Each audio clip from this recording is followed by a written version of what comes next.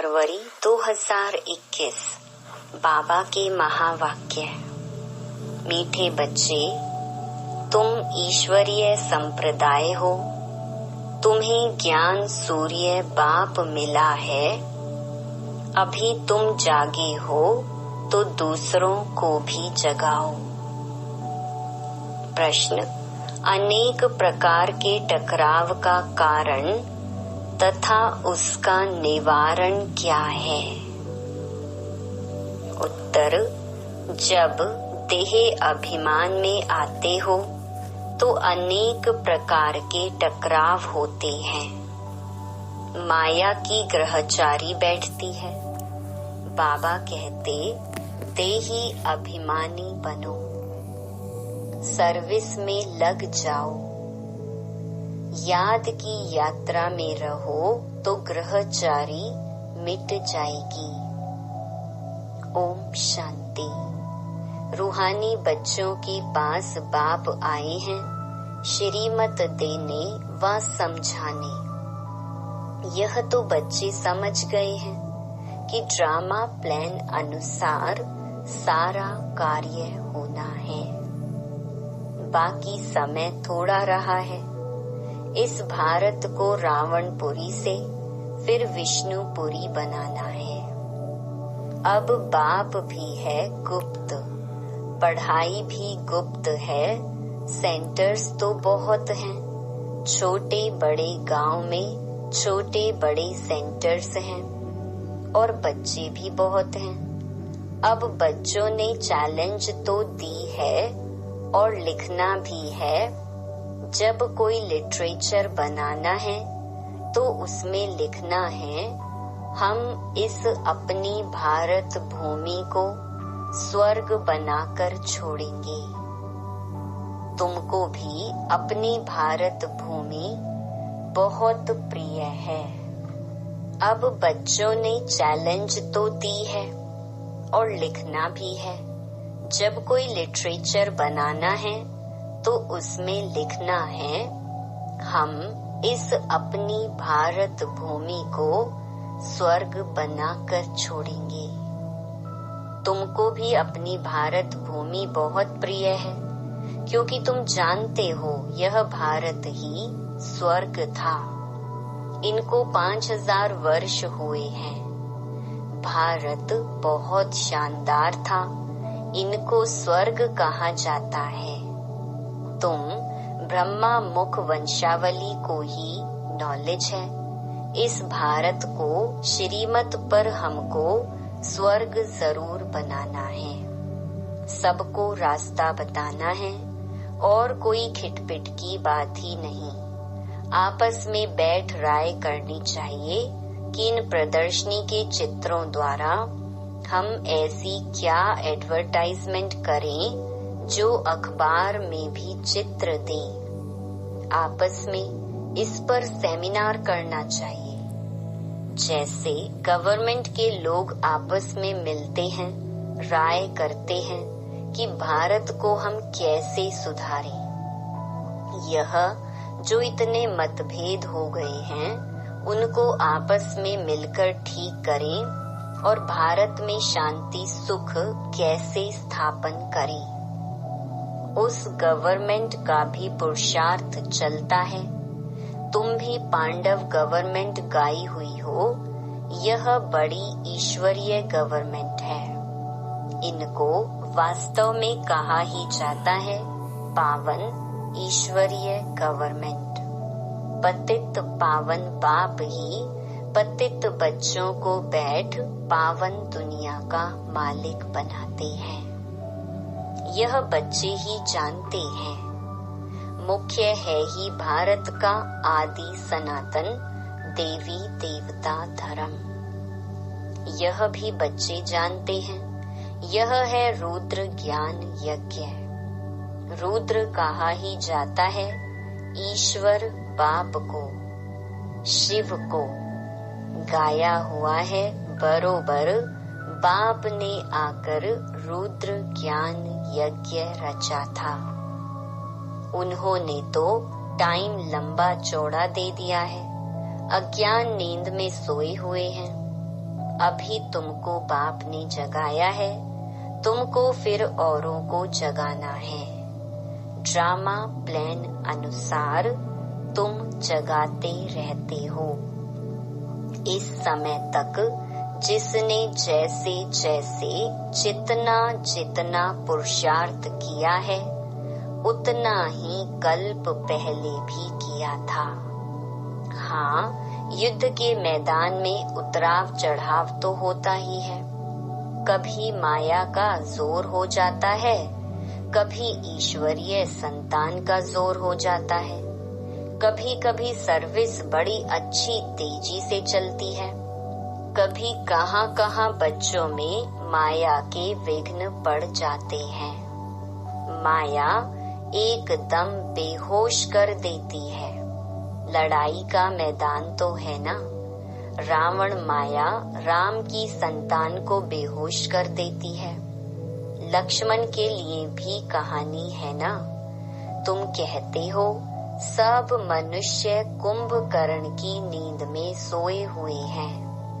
तुम ईश्वरीय संप्रदाय ही ऐसे कहते हो जिनको ज्ञान सूर्य मिला है और जाग उठे हैं, वही समझेंगे।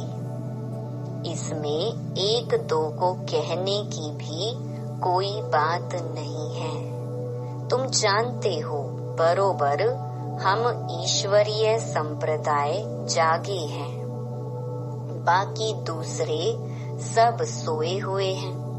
वह यह नहीं जानते कि परम पिता परमात्मा आ गया है बच्चों को वर्षा देने। यह बिल्कुल भूल गए हैं।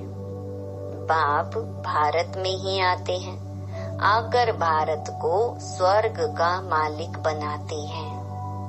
भारत स्वर्ग का मालिक था, इसमें कोई संशय नहीं। परम पिता परमात्मा का जन्म भी यहाँ ही होता है। शिव जयंती मनाते हैं ना।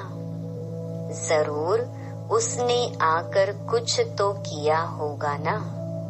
बुद्धि कहती है जरूर आकर स्वर्ग की स्थापना की होगी। प्रेरणा से थोड़े ही स्थापना होगी। यहाँ तो तुम बच्चों को राजयोग सिखाया जाता है, याद की यात्रा समझाई जाती है। प्रेरणा से कोई आवाज होता ही नहीं। समझते हैं शंकर की भी प्रेरणा होती है, तब वह यादव मूसल आदि बनाते हैं। परंतु इसमें प्रेरणा की तो कोई बात ही नहीं है। तुम समझ गए हो, उन्हों का पार्ट है ड्रामा में यह मूसल आदि बनाने का।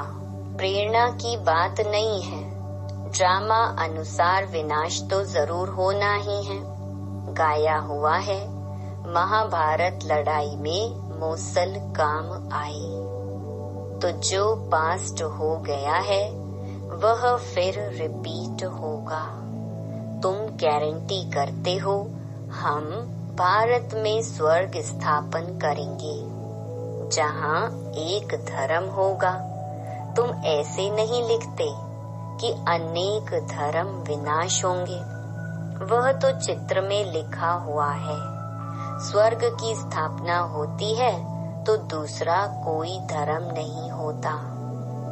अभी तुमको समझ में आता है। सबसे बड़ा पार्ट है शिव का, ब्रह्मा का और विष्णु का। ब्रह्मा सो विष्णु, विष्णु सो ब्रह्मा। यह तो बड़ी गुहिया बातें हैं। विष्णु से ब्रह्मा कैसे बनते हैं, ब्रह्मा से फिर विष्णु कैसे बनते हैं, यह सेंसिबल बच्चों की बुद्धि में झट आ जाता है। देवी संप्रदाय तो बनते ही हैं, एक की बात नहीं है। इन बातों को तुम बच्चे समझते हो, दुनिया में एक भी मनुष्य नहीं समझता। भल लक्ष्मी नारायण व विष्णु की पूजा भी करते हैं, परंतु उनको यह पता नहीं है कि विष्णु के ही दो रूप लक्ष्मी नारायण हैं। जो नई दुनिया में राज्य करते हैं। बाकी 4 भुजा वाला कोई मनुष्य नहीं होता। यह सूक्ष्म वतन में एम ऑब्जेक्ट दिखलाते हैं प्रवृत्ति मार्ग का। यह सारे वर्ल्ड की हिस्ट्री ज्योग्राफी कैसे चक्कर लगाती है, यह कोई नहीं जानते। बाप को ही नहीं जानते तो बाप की रचना को कैसे जान सकते। बाप ही रचना के आदि मध्य अंत का नॉलेज बताते हैं। ऋषि मुनि भी कहते थे हम नहीं जानते हैं। बाप को जान जाएं तो रचना के आदि मध्य अंत को भी जान जाएं। बाप कहते हैं मैं एक ही बार आकर तुम बच्चों को भी सारी नॉलेज समझाता हूँ, फिर आता ही नहीं हूँ। तो रचता और रचना के आदि मध्य अंत को जाने ही कैसे। बाप स्वयं कहते हैं मैं सिवाय संगम युग के कभी आता ही नहीं हूँ। मुझे बुलाते भी संगम पर हैं। पावन सतयुग को कहा जाता है, पतित कलयुग को कहा जाता है, तो जरूर मैं आऊंगा पतित दुनिया के अंत में ना। कलयुग के अंत में आकर पतित से पावन बनाते हैं। सतयुग आदि में पावन है, यह तो सहज बात है ना। मनुष्य कुछ भी समझ नहीं सकते कि पतित पावन बाप कब आएंगे। अभी तो कलयुग का अंत कहेंगे। अगर कहते हैं कलयुग में अजुन 40,000 वर्ष पड़े हैं, तो और कितना पतित बनेंगे, कितना दुख होगा। सुख तो होगा ही नहीं। कुछ भी मालूम ना होने कारण बिल्कुल ही घोर अंधियारे में है। तुम समझ सकते हो तो बच्चों को आपस में मिलना है, चित्रों पर अच्छी रीति समझाना होता है। यह भी ड्रामा अनुसार चित्र आदि सब निकाले हैं। बच्चे समझते हैं जो समय पास होता है हूबहू ड्रामा चलता रहता है। बच्चों की अवस्थाएं भी कभी नीचे कभी ऊपर होती रहेंगी। बड़ी समझने की बातें हैं। कभी कभी ग्रहचारी आकर बैठती है तो उनको मिटाने के लिए कितने प्रयत्न करते हैं।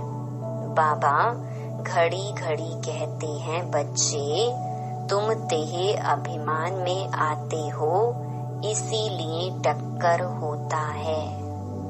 इसमें देही अभिमानी बनना पड़े। बच्चों में देही अभिमान बहुत है। तुम देही अभिमानी बनो तो बाप की याद रहेगी और सर्विस में उन्नति करते रहेंगे। ऊंच पद जिनको पाना है वह सदैव सर्विस में लगे रहेंगे। तकदीर में नहीं है तो फिर तदबीर भी नहीं होगी। खुद कहते हैं बाबा हमको धारणा नहीं होती, बुद्धि में नहीं बैठता। जिनको धारणा होती है तो खुशी भी बहुत होती है। समझते हैं शिव बाबा आया हुआ है। अब बाप कहते हैं बच्चे तुम अच्छी रीति समझकर फिर औरों को समझाओ। कोई तो सर्विस में ही लगे रहते हैं, पुरुषार्थ करते रहते हैं। यह भी बच्चे जानते हैं जो सेकंड गुजरता है वह ड्रामा में नूंद है, फिर ऐसे ही रिपीट होगा। बच्चों को समझाया जाता है। बाहर भाषण आदि पर तो अनेक प्रकार के नए आते हैं सुनने के लिए। तुम समझते हो गीता वेद शास्त्र आदि पर कितने मनुष्य भाषण करते हैं। उनको कोई यह थोड़ी पता है कि यहाँ ईश्वर अपना और अपनी रचना के आदि मध्य अंत का राज समझाते हैं। रचयिता ही आकर सारा ज्ञान सुनाते हैं। त्रिकालदर्शी बनाना यह बाप का ही काम है। शास्त्रों में यह बातें हैं नहीं, यह नई बातें हैं। बाबा बार बार समझाते हैं। कहाँ भी पहले पहले यह समझाओ कि गीता का भगवान कौन है, श्री कृष्ण या निराकार शिव। यह बातें प्रोजेक्टर पर तुम समझा नहीं सकेंगे। प्रदर्शनी में चित्र सामने रखा है, उस पर समझाकर तुम पूछ सकते हो, अब बताओ गीता का भगवान कौन, ज्ञान सागर कौन है। कृष्ण को तो कह नहीं सकेंगे। पवित्रता, सुख, शांति का सागर, लिबरेटर, गाइड कौन है। पहले पहले तो लिखना चाहिए, फॉर्म भराना चाहिए, फिर सबसे सही लेनी चाहिए।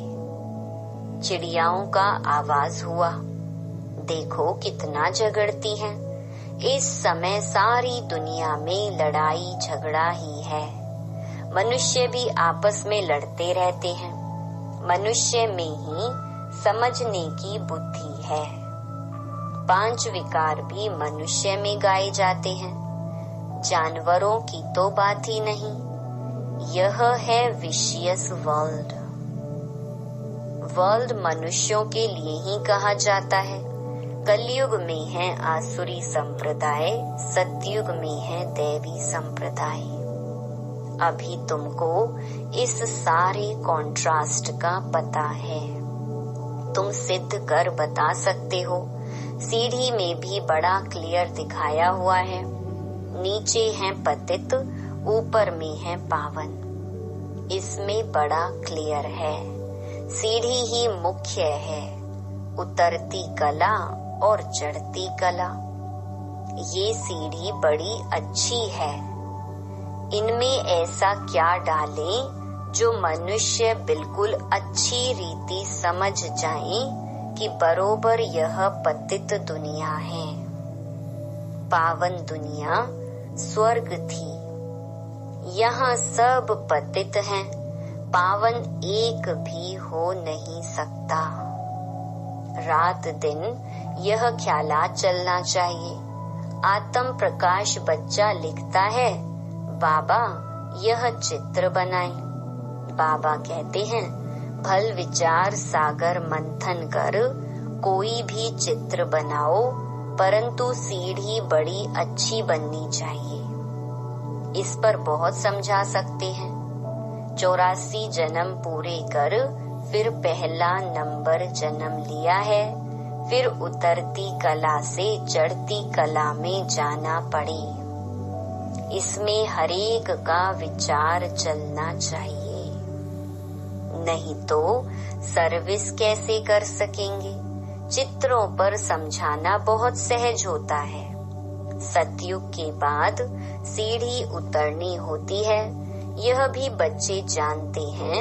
हम पार्टधारी एक्टर्स हैं। यहाँ से ट्रांसफर हो सीधा सतयुग में नहीं जाते, पहले शांति धाम में जाना है।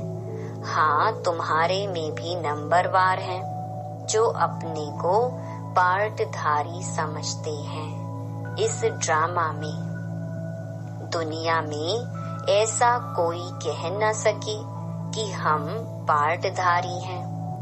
हम लिखते भी हैं कि पार्टधारी एक्टर्स होते हुए भी ड्रामा के क्रिएटर, डायरेक्टर आदि मध्य अंत को नहीं जान सकते, तो वह फर्स्ट क्लास बेसमझ है।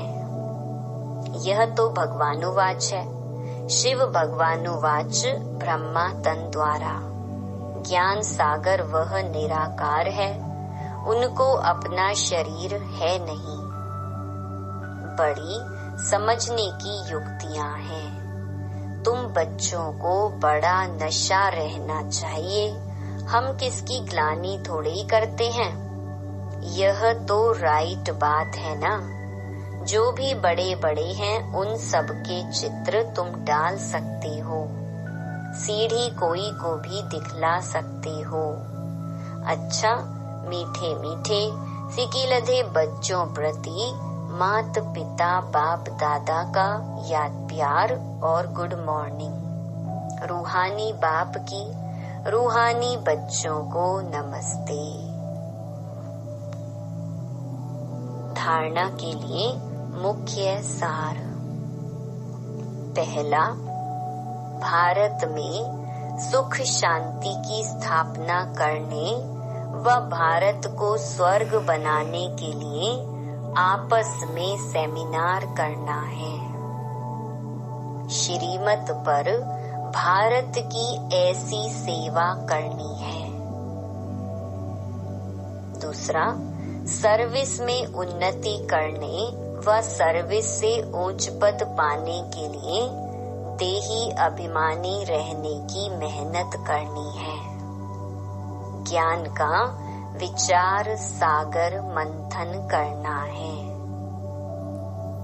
वरदान, अपनी श्रेष्ठ धारणाओं प्रति त्याग में भाग्य का अनुभव करने वाले सच्चे त्यागी भव। ब्राह्मणों की श्रेष्ठ धारणा है संपूर्ण पवित्रता। इसी धारणा के लिए गायन है, प्राण जाए पर धर्म न जाए। किसी भी प्रकार की परिस्थिति में अपनी इस धारणा के प्रति कुछ भी त्याग करना पड़े, सहन करना पड़े, सामना करना पड़े, साहस रखना पड़े तो खुशी खुशी से करो। इसमें त्याग को त्याग न समझ भाग्य का अनुभव करो, तब कहेंगे सच्चे त्यागी। ऐसी धारणा वाले ही सच्चे ब्राह्मण कहे जाते हैं। स्लोगन, सर्व शक्तियों को अपने ऑर्डर में रखने वाले ही मास्टर सर्वशक्तिमान हैं। Om Shanti. Thanks for watching. A like would be appreciated. And don't forget to subscribe.